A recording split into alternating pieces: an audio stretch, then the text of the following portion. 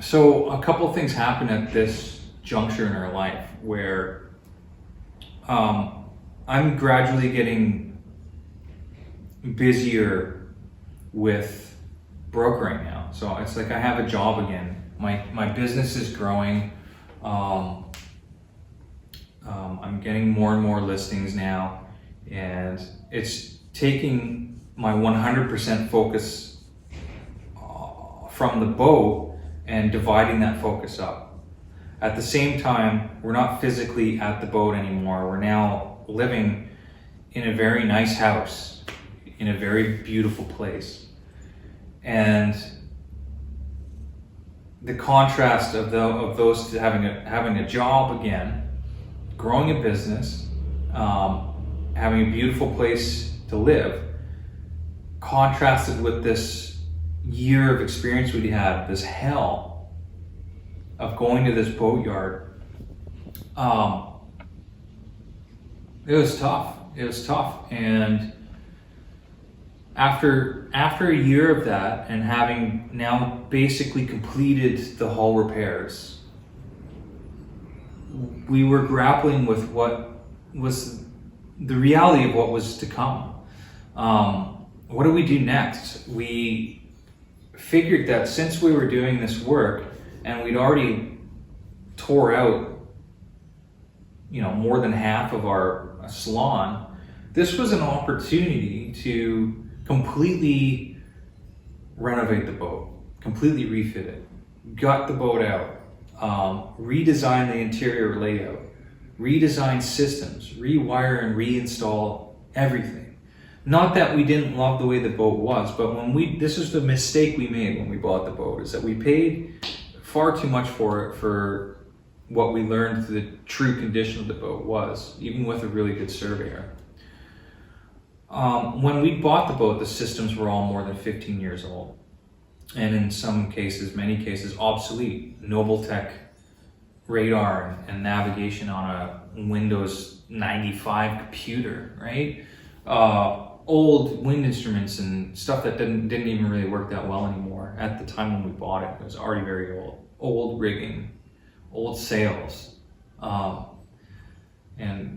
those who followed us along knew that we bought brand new sails and repaired parts of the rigging and these kind of things. Replaced parts of the rigging.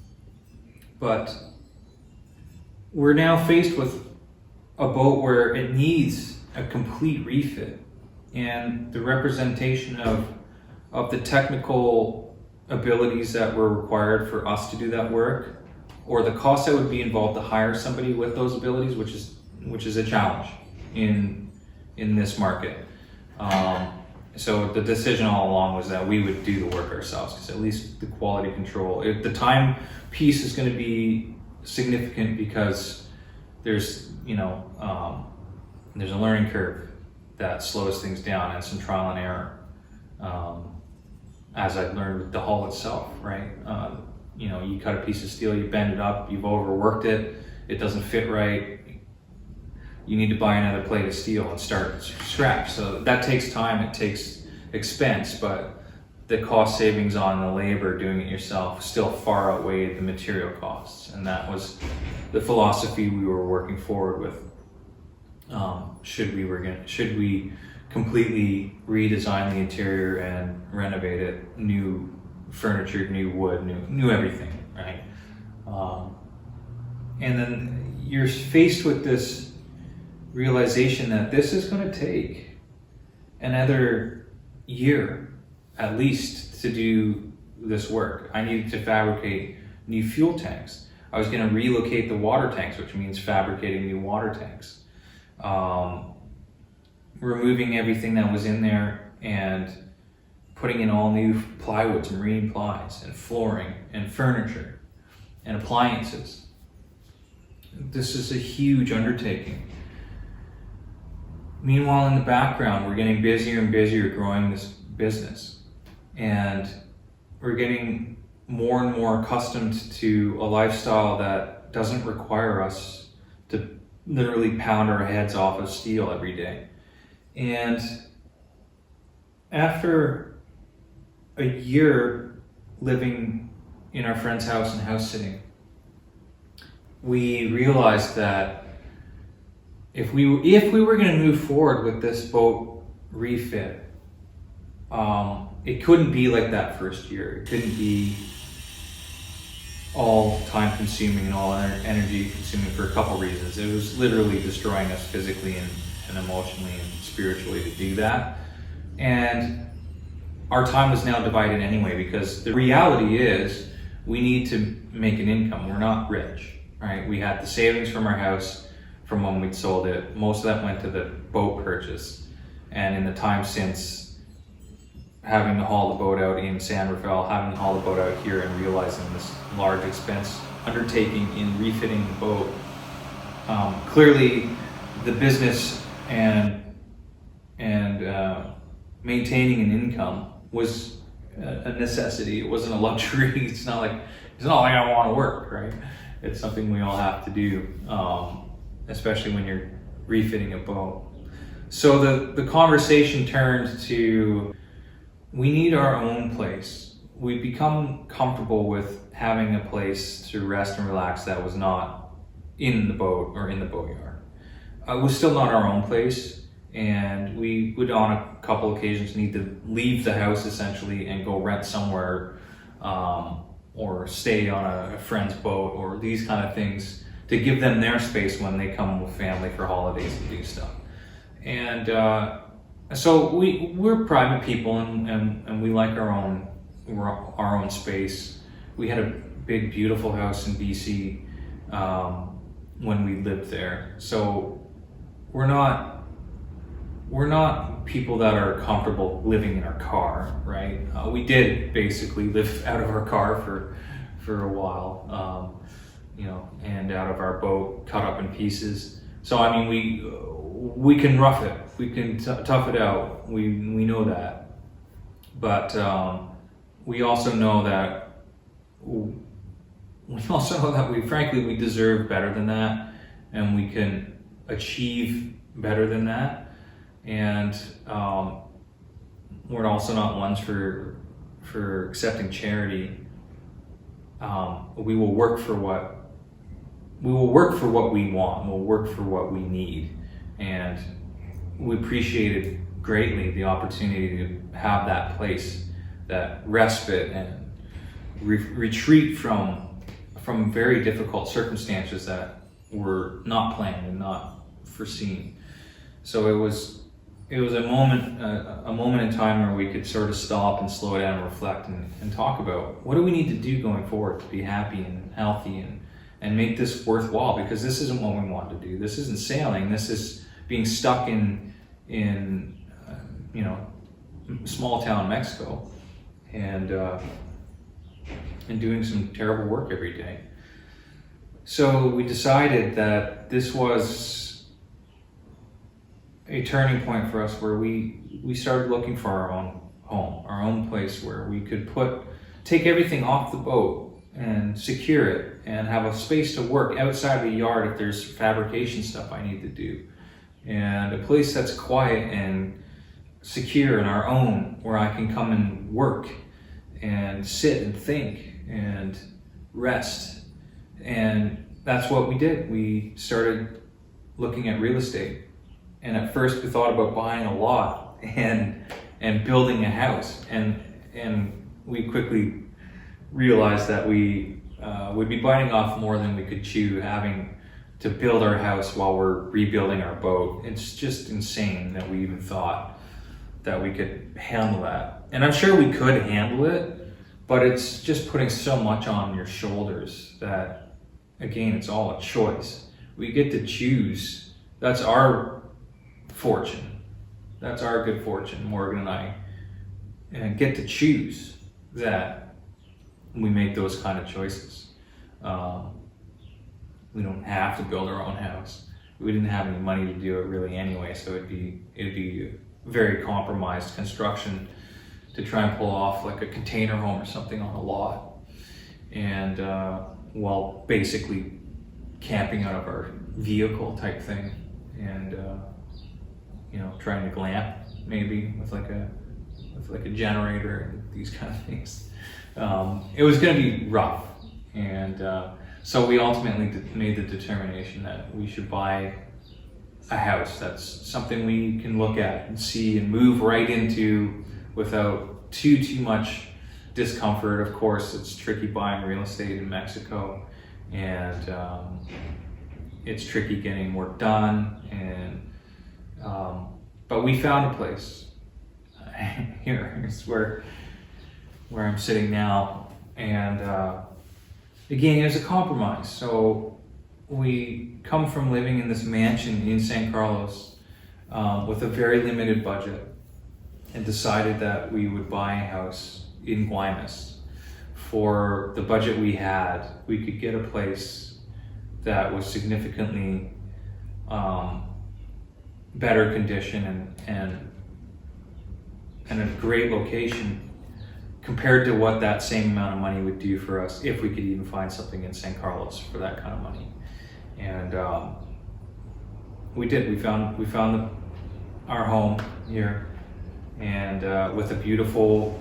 It's hard to see probably from there, but we've got this beautiful view of the Bahia here in Guaymas, and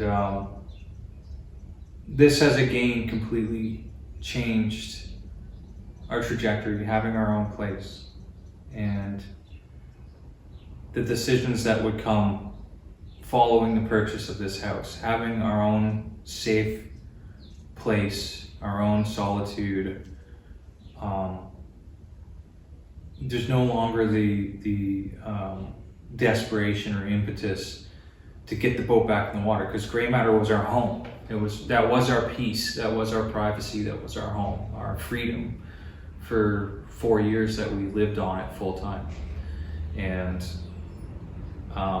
losing that was losing a large piece of us, and very insecure feeling and very anxious feeling. So having the house again brought that back. And of course, in the background this whole time, we're continuing to grow our business, and it's now a full-time occupation. And the prospect of completely refitting Gray Matter is becoming more and more of an abstract idea, and more distant emotionally and logistically from our reality, right? Now we have a house that we're fixing up slowly, and we've got this boat that represents so much difficulty, truthfully, from when we bought it, the amount of work that we put into it initially just to make sure that it was going to be updated enough for what we wanted to do, sailing back from Canada down to Mexico. And considering all that we would need to do to it now to prepare it for everything that we intend to potentially do in the future. But that's the question. What do we intend to do in the future? We're not really sure. We weren't really sure when we left British Columbia what the future would hold for us.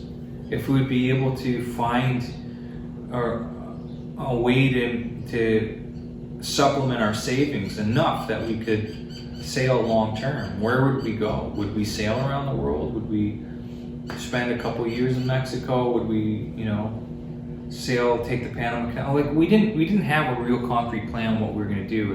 It was sort of shoot from the hip and seeing how our fates would unfold, which is really risky proposition, and became even more so risky in this period since COVID, where there's a great deal of uncertainty about the future. There's a great deal of uncertainty about cruising and logistics of checking in and out of countries, and the openness to tourists and cruisers. It's a little bit of a different world out there. It's largely a different world out there now. It's not what it was when we left in 2017 or 2018 from Canada. So the reflection in the last year ultimately resulted in the decision that we would put Grey Matter on the market as a project boat to see if there was somebody out there who would be willing to carry the baton and take this project to the next step. We'd already finished the majority. There's a couple small welds that I still need to do, and I'll get to this. But we'd already completed the majority of the repairs to the hull, and now it's at the stage where the puzzle can be put back together. As is, right? The boat was very nice as it was, so it's not like the interior was thrashed and that systems didn't work. Everything largely functioned well for us. Those who followed us for any amount of time will recall that the boat was a pretty damn cool boat as it was. So at this point, it could go back together as it was, and then somebody or ourselves could just start to update some of the systems, right? Even like just put it back together and put in a new nav system with the new radar, this kind of thing, right? The engine's great, the water maker worked, so there's so much that the autopilot worked, the hydraulic steering was good. So there's so much about that boat, brand new sails that we put on it in 2017, 2018. So there's so much about the boat that is very good, and would make an enticing proposition for somebody who would maybe want to take on a project like that and complete the refit to put it back to at least how it was, or a little better again, with a budget again, because we didn't at that point have a significant budget to do the things we want to do. So it would have to be over time. It'd have to be earn money, do the thing, earn money, do the thing. And all the while it's sitting in a boatyard, which is costing us rent every month.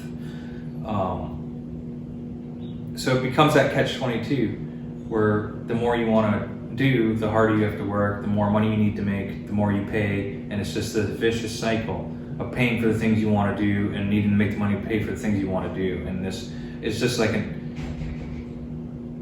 concentric circles that are like getting exponentially larger. And we had to ask ourselves, is that what we want from this lifestyle? That's when we set sail from Canada. The whole point of selling the house and quitting our jobs, stopping all that momentum dead in its tracks and doing something radical and dumb probably. The whole point of that was to experience a life less traveled in an uncertain world where no guarantees are there that it's going to be a long and healthy life. And you don't know what opportunities lie beyond the threshold unless you step beyond the threshold and see what's out there waiting for you. And this is why we have no regrets about the choices we've made. Like I said, of course, I always say it's like anyone who tells you they have no regrets, they're lying. It's a stupid thing to say.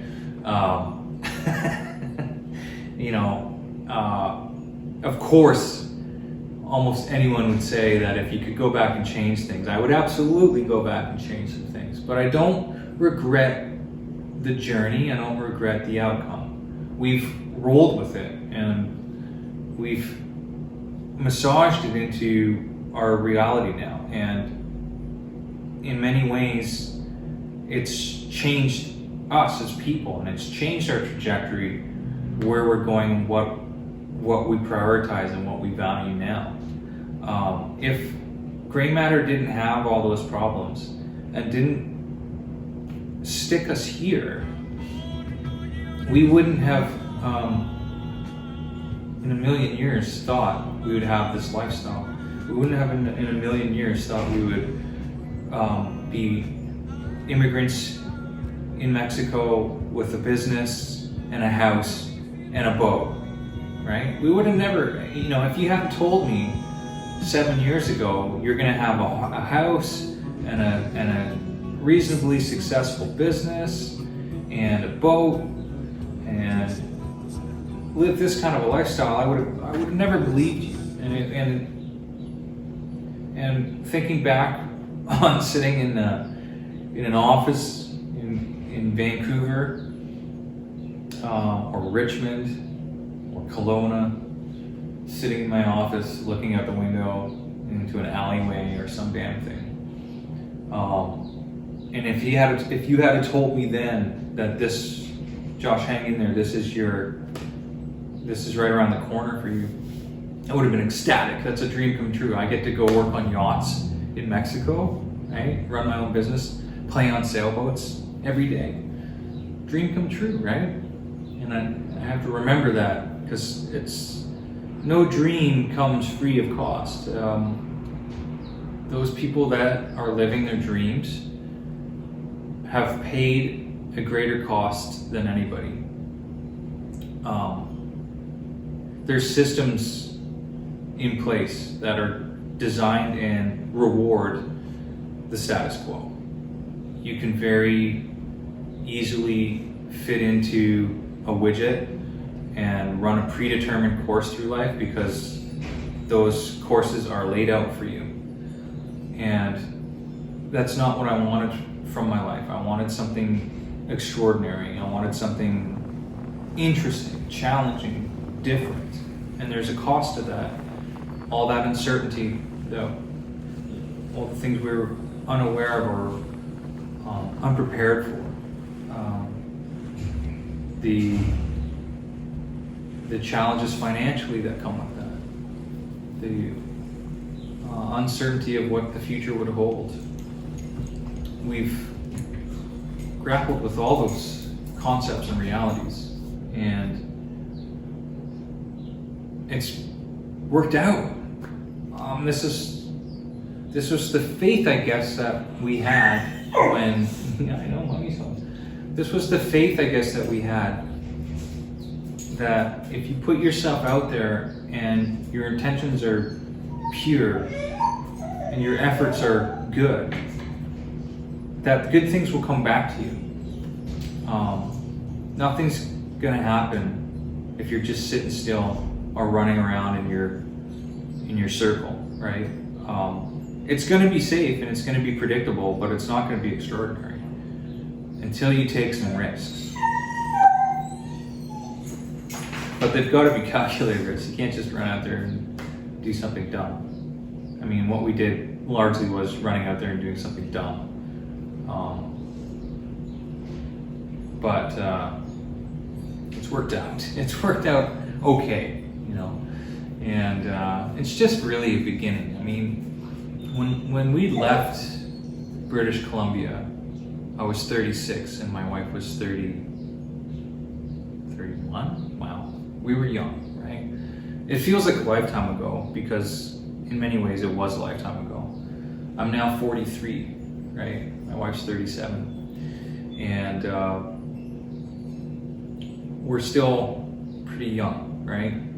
A lot of folks watching this are gonna be like, yeah, you're my kid's age, right? And that's great. We have the time to do this experiment, to have this experience, and only go up from this point. So, though it has been a challenge, it's not been easy. It's brought us to our knees a couple times. We're now at a place where we can really start to take it to the next level. And a long way around that, beating around that bush, was the ultimate decision to letting go of that chapter in our life and saying goodbye to Grey Matter. So we did get a buyer. Grey Matter has a new owner. They're very excited to continue on with the project, and we're very grateful that we'll get to see Grey Matter completed and back in the water again. She's not the right boat for us now because our plans have changed and the world has changed around us. She was the vessel of choice at the time for us to potentially sail anywhere in the world, high latitudes. Steel boat, very strong, very secure, and she kept us safe in some unbelievably terrible conditions that we encountered. And we're grateful for that experience. We're grateful for the safety that that boat brought us and the experiences that we had as a result of sailing around on Grey Matter. And her journey is about to continue again, and under a new captain, and they have plans to sail around the world. I hope they do, and I would love to see that boat do that. But for now, for us, that's not our plan. We don't plan to sail around the world. For now, for us, we are continuing to build our businesses up here in Mexico. And with that, we've actually purchased another boat. So this is really exciting because it's a fantastic boat for where we are right now in this stage of our cruising life.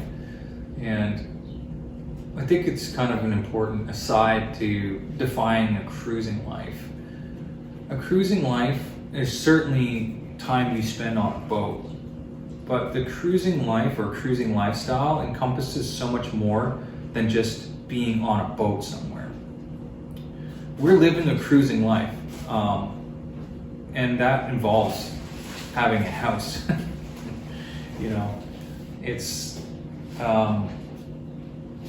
the cruising life has brought us to this point in our life, which now involves having this house, this property in Mexico, which now involves a different boat than what we set out with.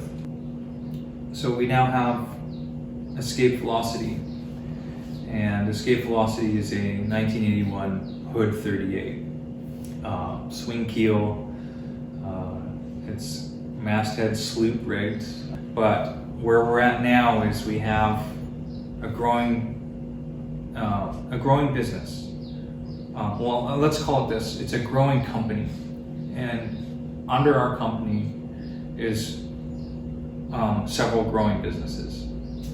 So Blue Yonder Yachts is our parent company, and Blue Yonder Yachts is how we were able to invest in the property we own, and we were able to run a brokerage. And Blue Yonder Yachts is how we were able to become dealers for Rainman water makers and dealers for Precision Sails or partners, and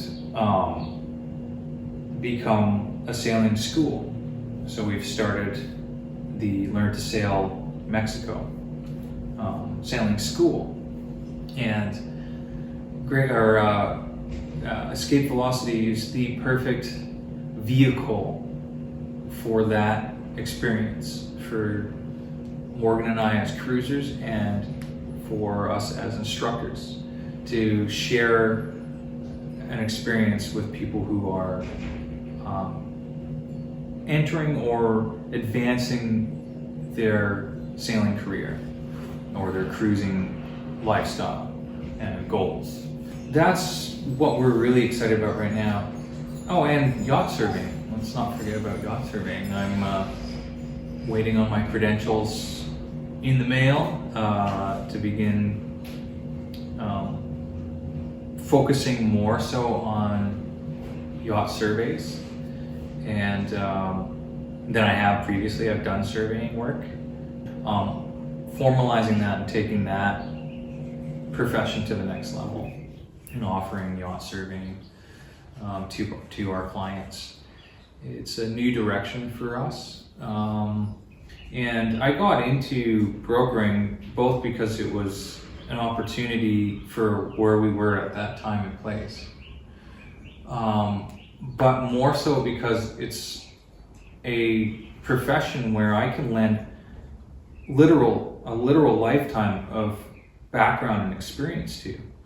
And as a cruiser, at that time, having lived aboard our boat for 4 years full time, I could speak to the realities of the cruising lifestyle, and can speak to the realities of the cruising lifestyle and what it means to live in 3 different countries on a sailboat, and what it means to plan for a life on a boat, and these kind of things, and the technical knowledge and experience I've accumulated over these years, and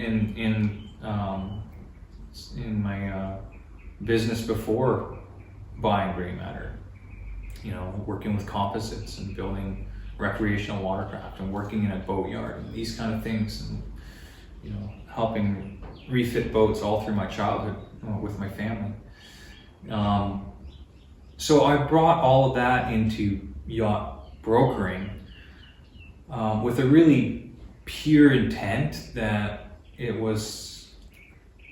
is a job, a profession where I can provide my clients with a lot of depth in their considerations for buying a sailboat.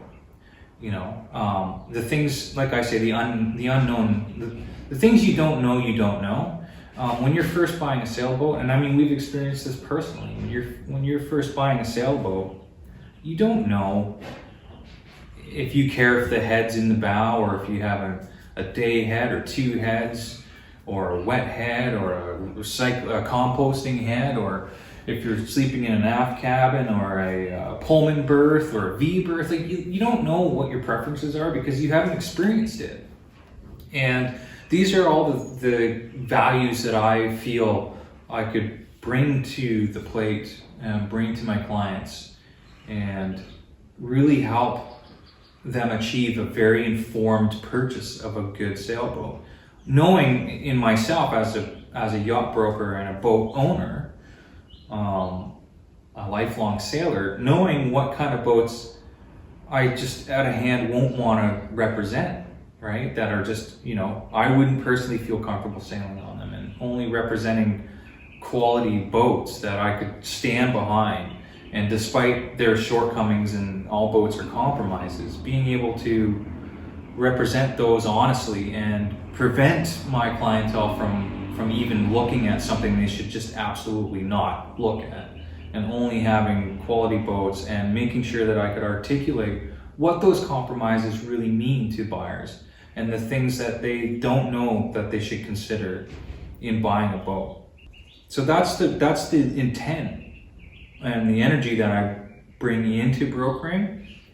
So for me, the evolution of our lifestyle and our business from this point, we've now closed the chapter on Gray Matter, and we're focusing on sustaining a business here and a lifestyle in Mexico for at least another handful of years, I would say. At this point, that's the number we're vaguely throwing around us. Let's stay in Mexico for 5 years and see, what we can do in that amount of time, whether we're able to set ourselves up to cruise again and go off into distant horizons, or whether or not by that point in time we've achieved such an amazing lifestyle in Mexico that maybe we won't ever want to leave. We're open to all the possibilities. But a big part of that, again, is refocusing on the intent and the energy we set out with, and that's the lifestyle objectives and the experience. So that said, the lifestyle goals and the experiential goals are to transition away from brokering. Brokering was like the boot drive to where we are now. And now from where we are, I can still continue. I think we'll continue to broker. But the focus won't so much be on growing the brokerage or competing with the other brokerages. And it's a growing business in Mexico. There's more and more people throwing their hat in the ring all the time. Like I said, many of those not legally equipped to do so, moonlighting, if you will. And it's just not a very great environment for me, for our lifestyle goals.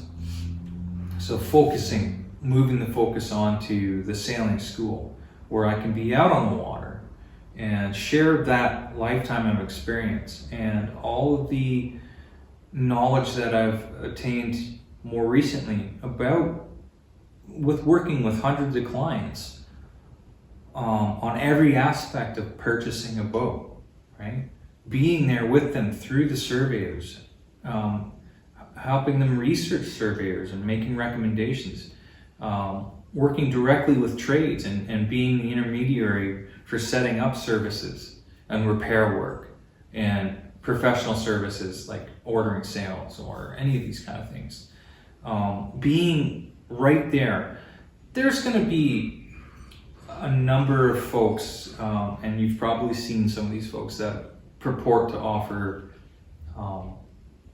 cruiser coaching, right? And how to buy a sailboat, these kind of things. You'll see these YouTube channels out there. Never buy this, always do that kind of stuff. And they'll make claims that they've worked with 100 people or hundreds of people on a sailboat purchase. And I'm sure they've done emails back and forth with their clients. I'm sure in some instances they've been in person with their clients, but I'm sure the majority of the time it's been video calls and email back and forth. There's a very, very real difference between that kind of an experience and living a life of being a broker for several years and actually working with escrow companies and title companies and surveyors and boat yards, right? Being there physically every step of the way and learning about what my clients' needs are and what their experience is through every step of that evolution. Both buyers and sellers, getting inside of their mindset, the anxieties and the anger and the frustrations and the wins and the excitement and all of that with each individual or types of individuals and the various backgrounds they come from. And, I'm very blessed, if you will, to have had that very interpersonal, direct involvement with all these people on all these different types of sales through every step of the process, not in a superficial way, right? Literally there, physically with them, sometimes physically holding their hand through the process, operating the boats myself, being there with the surveyor when he's discovering things, finding things, communicating those things to the client. All of those kind of experiences that, there's no substitute for real experience. There's plenty of credit card captains out there, paper tigers, with a, 100-ton license or whatever. They've done the minimum hours to achieve a minimum credential, and now they're going out and building their experience. And that's great. There's absolutely nothing wrong with that. And I encourage training, right? Education, licensing, all those kind of things. The more knowledge you can accumulate, the more experience you're accumulating, right? And the more it sets you up for a career where you can continue to build those experiences and build up that knowledge base. But there is no replacement for displacement. There's no replacement for real experience. I'd rather jump on a boat with somebody who's got 40,000 miles under their keel than somebody who has a 100-ton license and has only done the minimum 2,000 miles or whatever it is, right? 3,000 miles and 1 year of being on a boat or whatever the minimum is. It's not tremendous. It's a reasonable barrier to entry in order to start your career at a place with a minimum amount of knowledge and then build from there, right? And that's what those things are designed to do. And then of course there's levels to that. So